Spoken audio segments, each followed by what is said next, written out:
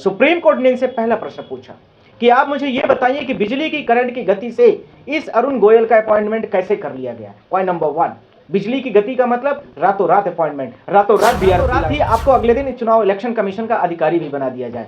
दूसरा, तीसरा, उन्होंने बोला कि इसमें इस क्राइटेरिया में लगभग 40 लोगों का उस पैनल में नाम था जो इलेक्शन कमीशन ऑफ इंडिया की मेंबर्स बनने के दौर पर थे। तो आपने उन 4 लोगों को ही क्यों लिया, यानी 4 लोगों का नाम भेजा गया। कमीशन ऑफ इंडिया ने यह भी नहीं दिखाने की कोशिश की कि उन किन किन कारणों से इन्होंने अपने पद से इस्तीफा दे दिया है। उन्होंने यह भी बोला कि जिन व्यक्तियों को आपने, इन 4 लोगों को आपने अपने इनके जो नॉमिनेशन के लिए भेजा था उनके पैरामीटर्स क्या थे, और जिन 40 लोगों में से 36 लोगों को आपने रिजेक्ट किया है उनको निकालने के लिए भी पैरामीटर आप बताइए। अरुण गोयल का कार्यकाल 2027 तक बचता है, तो फिर आपने इनको फिर एकाएक इस्तीफा देने के लिए क्या मजबूर कर दिया? क्या अपॉइंटमेंट गड़बड़ था, या फिर आपने अपने मनमानी तरीके से इनसे काम कराना चाह रहे थे? वो सही आपकी उनके साथ में सेटिंग या ट्यूनिंग नहीं, इलेक्टोरल बॉन्ड में वो भी फंसते हुए नजर आ रहे थे, तो वो अपने पद से इस्तीफा देना उचित समझा। अभी तक भारत देश के न तो प्रेसिडेंट ऑफ इंडिया ने, न इलेक्शन कमीशन ऑफ इंडिया के जो चेयरपर्सन है उन्होंने, न भारत देश के प्रधानमंत्री ने,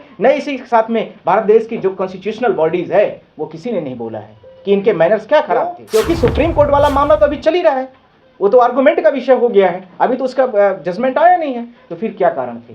ये जाहिर सा ये मुझे लगता हुआ नजर आ रहा है कि इनका जो रिक्रूटमेंट हुआ था, सुप्रीम कोर्ट ने इतने सारे प्रश्न पूछे थे, वो भी फंस रहे थे। जो ईवीएम को लेकर के कम वोट डालो ज्यादा वोट निकले, ये वाला मैटर में इनकी सेटिंग सही नहीं हो पाई, इसलिए भी इन्होंने ईवीएम जो बैन करे ऐसा अधिकारी चाहिए इनको, कि ईवीएम को चालू करे वो वाला अधिकारी चाहिए। जो अभी रिटायर्ड, जो इन्होंने अभी इस्तीफा दिया है, ये ईवीएम को बैन करने वाले व्यक्तियों में से नहीं। पर भारत देश की जनता उनके ऊपर इतना प्रश्न पूछ रही थी कि वो मजबूर और दबाव में थे। दूसरा, उनका अपॉइंटमेंट इतना खराब था कि सुप्रीम कोर्ट के प्रश्नों का जवाब नहीं था, कि सरकार के साथ में उनकी ट्यूनिंग सही सेट नहीं हो रही थी कि ईवीएम में कैसे कम वोट डालो और ज्यादा वोट निकले। ध्यान रखना है, नरसिम्हा राव का जो प्रधानमंत्री थे उसके पहले वन सिस्टम होता था, तो क्या एक इलेक्शन कमीशन ऑफ इंडिया का व्यक्ति पूरे भारत देश का चुनाव कराएगा, या सीजीआई चीफ इलेक्शन जो हमारे honourable chief justice of India हैं वो कराएंगे? ये दोनों का हम जवाब देना चाहते हैं। अब सुप्रीम कोर्ट में इनकी नियुक्ति का मामला यह चल रहा है। इन्होंने 2023 में पंजाब कैडर के आईएएस थे, इन्होंने 2024 में बीआरएस दिया गया। ध्यान रखना है कि किसी भी इलेक्शन कमीशन की अपॉइंटमेंट को लेकर के आर्टिकल 324 में काफी विस्तार से बात की गई है। इसमें इनका 6 इयर्स का कार्यकाल होगा, और इसके साथ में इनकी जो एज लिमिट है वो नॉर्मल एज लिमिट से काफी ज्यादा है। अब यह सवाल उठता है कि जितने लोगों का अपॉइंटमेंट करना था उनमें क्या क्या क्राइटेरिया है, क्या क्या लोगों का नाम रखा गया, किस प्रकार से नाम बाईपास रूट से आए थे, इन सारी चीजों पर हम बात करना चाहते हैं आपसे। अब सुप्रीम कोर्ट में जब इनके अपॉइंटमेंट का मामला गया, तो अपॉइंटमेंट का मामला गया क्यों? पहला तो ये प्रश्न है क्यों? क्योंकि इलेक्शन कमीशन ऑफ इंडिया के इनके पहले वाले जो व्यक्ति थे उनको एकाएक हटाया गया, रातों रात हटाया जाता है। 15 मई से लेकर के 18 नवंबर के बीच में इलेक्शन कमीशन ऑफ इंडिया की बॉडीज में इसी तरह से चलता रहता है। सुप्रीम कोर्ट ने इनसे पहला प्रश्न पूछा कि आप मुझे ये बताइए कि बिजली की करंट की गति से इस अरुण गोयल का अपॉइंटमेंट कैसे कर लिया गया। पॉइंट नंबर 1, बिजली की गति का मतलब रातों रात अपॉइंटमेंट, रातों रात बीआरएस दिलाया जाता है। आपका रातों रात बीआरएस दिलाया जाए और उसके बाद रातों रात ही आपका इसके रातों रात ही आपको अगले दिन चुनाव इलेक्शन कमीशन का अधिकारी भी बना दिया जाए। दूसरा, तीसरा, उन्होंने बोला कि इसमें इस क्राइटेरिया में लगभग 40 लोगों का उस पैनल में नाम था जो इलेक्शन कमीशन ऑफ इंडिया की मेंबर्स बनने के दौर पर थे। तो आपने उन 4 लोगों को ही क्यों लिया, यानी 4 लोगों का नाम भेजा गया था। 4 लोग वो कौन से थे, उनकी क्या क्या क्राइटेरिया थी, ये इसका उनके पास कोई जवाब नहीं था। Question number 2। क्वेश्चन नंबर 3, इसके साथ में वो 4 लोगों का अपॉइंटमेंट जिन लेटर में जो भेजा गया, इन 4 में से कोई भी टेंटेटिव्स में एक व्यक्ति इलेक्शन कमीशन ऑफ इंडिया का व्यक्ति बन सकता है। तो इन्होंने क्या किया कि ये सीधा का सीधा जो हमारा लॉ मिनिस्टर होते हैं, लॉ मिनिस्टर ने सीधा पीएम के पास भेजा। ध्यान रखना, मंत्रिमंडल में इसमें डिबेट होनी चाहिए, ध्यान रखने की बात है। और भारत देश में इस समय पर करंट में लगभग 49 से 50 मिनिस्ट्री है, उसमें इसका डिबेट प्रॉपर होना चाहिए, बिकॉज दिस इज ये बहुत बड़ी बॉडी है, स्टेचुरीज बॉडी है, भारत देश में इसका पूरा का पूरा बहुत बड़े लेवल पर पावर है। तो इसको ना डिबेट किया गया, सीधा प्रधानमंत्री ऑफिस पर पहुंचता है और उसमें प्रेसिडेंट जी साइन करके इनको इलेक्शन कमीशन का मेंबर बना देती है। पॉइंट नंबर 4, इनका कार्यकाल 2024 में 2025 की फरवरी में ये chief election commission of India बनने की दौड़ पर थे।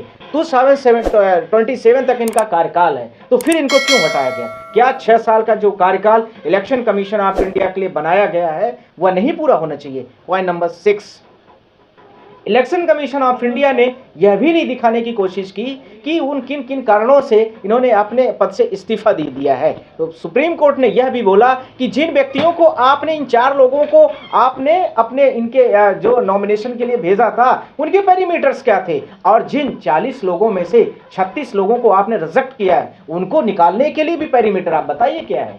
पॉइंट नंबर 7, इसके साथ में जो अटॉर्नी जनरल ऑफ इंडिया थे उस समय पर जो प्रेजेंट हुए, उनका जो आर्गूमेंट है वो आर्गूमेंट बिल्कुल ही मिसलेनियस था। वो बोले कि भारत देश की गोपनीयता मामला, ये मामला, वो मामला, पर वह कहीं से दिखता हुआ नजर नहीं आ रहा है। इसके साथ में सुप्रीम कोर्ट ने फिर से बोला कि कोई भी व्यक्ति, जितने 4 लोगों का आपने नाम दिया है, इनका किसी का भी 6 साल का कार्यकाल नहीं बचता है, जबकि बाकी लोग जो 40 में से 36 बचते हैं उनके 6 साल टेन्योर हो सकते हैं। यानी 6 साल टेन्योर जो इलेक्शन कमीशन के पोस्ट के लिए होना चाहिए वो इनमें किसी में भी नहीं है। जो 4 लोगों के पैनल में आपने नाम भेजा है वो कितने हैं? वो इनका नाम बीच में ही तो उनका टाइम ओवर हो रहा है, यानी उनका टाइम खत्म हो जाएगा, 1 साल, 2 साल, 6 महीने। तो आपको इस प्रकार का इलेक्शन कमीशन चाहिए। फिर अगला क्वेश्चन, जब अरुण गोयल का कार्यकाल 2027 तक बचता है तो फिर आपने इनको फिर एकाएक इस्तीफा देने के लिए क्या मजबूर कर दिया? तो क्या अपॉइंटमेंट गड़बड़ था, या फिर आपने अपने मनमानी तरीके से इनसे काम कराना चाह रहे थे? वो सही आपकी उनके साथ में सेटिंग या ट्यूनिंग नहीं बैठी, या इलेक्टोरल बॉन्ड में वो भी फंसते हुए नजर आ रहे थे, तो वह अपने पद से इस्तीफा देना उचित समझा। अगला, ये इसका सब पार्ट था, ध्यान रखना।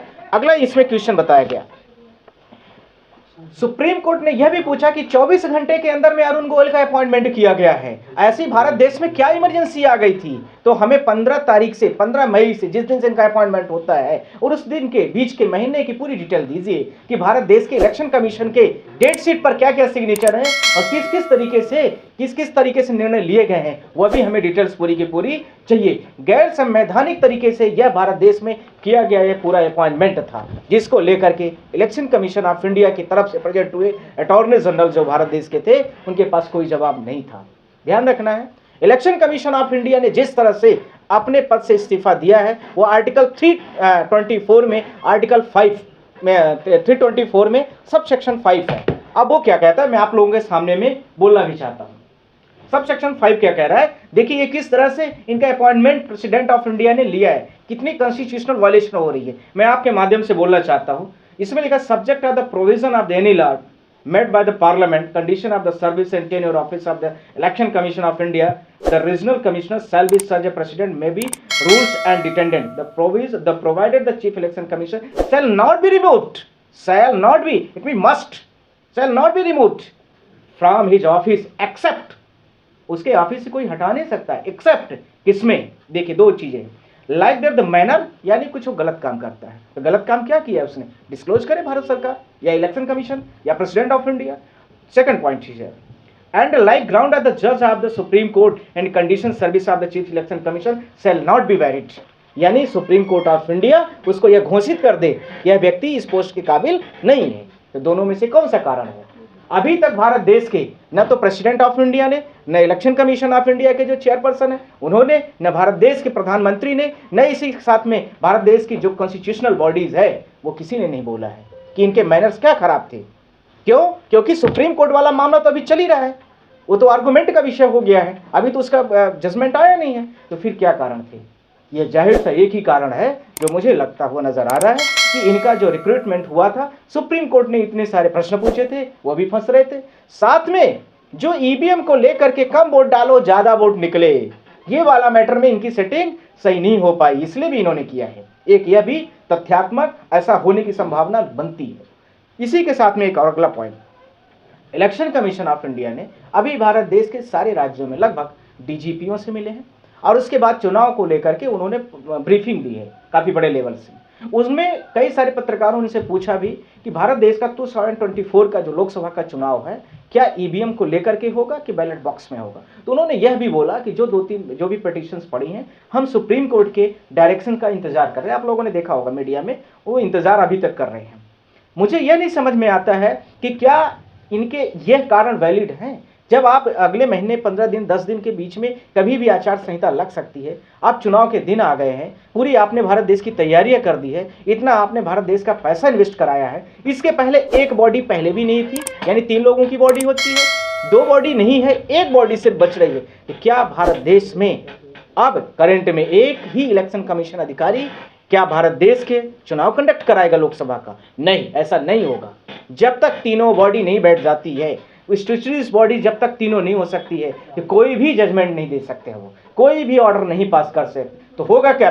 फिर सुप्रीम कोर्ट ऑफ इंडिया अपने अंडर में करके इलेक्शंस 2024 यदि ये अगली बॉडीज को नहीं मेंटेन कर पाते हैं, नहीं बना पाते हैं, तो सुप्रीम कोर्ट ऑफ इंडिया इस पूरी चुनाव के जो प्रोसेस है 2024 के लोकसभा का, उसको करेगी। अब वो क्यों करेगी, उसको लेकर के हम लोगों ने पूरा कल ही प्लान बना लिया है कि इनका जैसे यदि ये कुछ करते हैं, या इधर ये भी एक ऑप्शन है कि ये नरेंद्र मोदी प्रधानमंत्री का कार्यकाल भी बढ़ा दें कि जब तक ये हमारा सिस्टम नहीं सेट हो रहा है तो आप 5 महीने 4 महीने का 6 महीने मैक्सिमम एक्सटेंड किया जा सकता है, तो उसमें ये ऐसा कुछ कर सकते हैं कि इसको बढ़ाया जाए इनका टेन्योर। तो दोनों संभावनाएं हैं, आइदर यानी 3 संभावनाएं बनी, सॉरी। पहला, प्रधानमंत्री का कार्यकाल बढ़ाने का एक नाटक हो सकता है, या इलेक्शन कमीशन से इस्तीफा दिला करके उनके टाइम मैनर्स को छुपाया जा रहा होगा, या इनके साथ में ट्यूनिंग नहीं बनी। एक पॉइंट था इसका सब पॉइंट में। दूसरा कारण, यदि ये नहीं होता है तो सुप्रीम कोर्ट ऑफ इंडिया, हम लोग जैसे जो भारत देश के वकील हैं, आप जैसे जो पत्रकार हैं, सब लोग रिक्वेस्ट करेंगे कि सुप्रीम कोर्ट ऑफ इंडिया अपनी मॉनिटरिंग में चुनाव कराए। ठीक, पॉइंट नंबर, ये सेकंड ऑप्शन है। थर्ड ऑप्शन है, भारत सरकार जो 2 लोग नहीं हैं वो कौन से डमी कैंडिडेटों को फिर से ढूंढेगी। आइदर डमी कैंडिडेट का मतलब इस चीज को ध्यान रखना, जो उनकी बातों को माने, प्रश्न चिन्ह को न रख करे, वो कौन से लोगों को ढूंढ रही है या कब वो बॉडी को पूरा करेगी। आइदर डमी का ध्यान रखना है, ये ध्यान रखना जो उनकी बातों को माने, फॉलोवर्स हो उनके, उनसे प्रश्न न करे। वो भारत देश की जनता जो ईवीएम को लेकर के वोट मांगना चाहती है, ईवीएम को लेकर के डिनाई करना चाहती है, उसको न माने। सिर्फ और सिर्फ क्या, भारत देश की जनता जो बैलेट में आना चाहती है उस बात को वे खंडन करें कि हमें बैलेट में नहीं ले आना है। ऐसे कैंडिडेट भी ये शायद ढूंढ रहे होंगे, इस चीज को ध्यान रखने की जरूरत है। मैंने इस पॉइंट में आपको फिर से ब्रीफ कर रहा हूं, ईवीएम की मशीन को लेकर के भारत देश की जनता जो डिनाई कर रही है, उसको लेकर के ये क्या कहना चाहते हैं, क्या करना चाहते हैं। क्या ईवीएम की मशीन को जो बैन करने वाला व्यक्ति थोड़ा भी प्रश्न करता है तो क्या ऐसे उनको चाहिए, या फिर बैलेट बॉक्स में जो हम लोग चुनाव को लेकर के सुप्रीम कोर्ट में आए हैं उनको ऐसा इलेक्शन कमीशन अधिकारी चाहिए जो बैलेट बॉक्स में चुनाव कराए। ये सारे प्रश्न होंगे, पर यह ध्यान रखना है कि मैंने एक शब्द को बोल दिया है, उसको आप लोग थोड़ा करेक्ट कर लेना, क्योंकि मैं आपके माध्यम से बोल भी देता हूँ। ईवीएम जो बैन करे ऐसा अधिकारी चाहिए इनको, कि ईवीएम को चालू करे वो वाला अधिकारी चाहिए। जो अभी रिटायर्ड, जो इन्होंने अभी इस्तीफा दिया है, ये ईवीएम को बैन करने वाले व्यक्तियों में से नहीं थे, ये ध्यान रखना। पर भारत देश की जनता उनके ऊपर इतना प्रश्न पूछ रही थी कि वो मजबूर और दबाव में थे। दूसरा, उनका अपॉइंटमेंट इतना खराब था कि सुप्रीम कोर्ट के प्रश्नों का जवाब नहीं था। तीसरा यह था कि सरकार के साथ में उनकी ट्यूनिंग सही सेट नहीं हो रही थी कि ईवीएम में कैसे कम वोट डालो और ज़्यादा वोट निकले। यह वाली ट्यूनिंग मेरे हिसाब से नहीं समझ में आई, इसीलिए उनको और कोई कारण मेरे सामने नज़र में नहीं आ रहे, क्योंकि आर्टिकल 324 5 सब सेक्शंस में सिर्फ 2 ही चीज़ें हैं, आइदर सुप्रीम कोर्ट डिफाइन करेगी, आइदर सिर्फ और सिर्फ इलेक्शन कमीशन का जो मैनर होगा उसके आधार पर होगा। तो मैनर में यही सारी चीज़ें आती हैं। चलिए, ठीक है, धन्यवाद।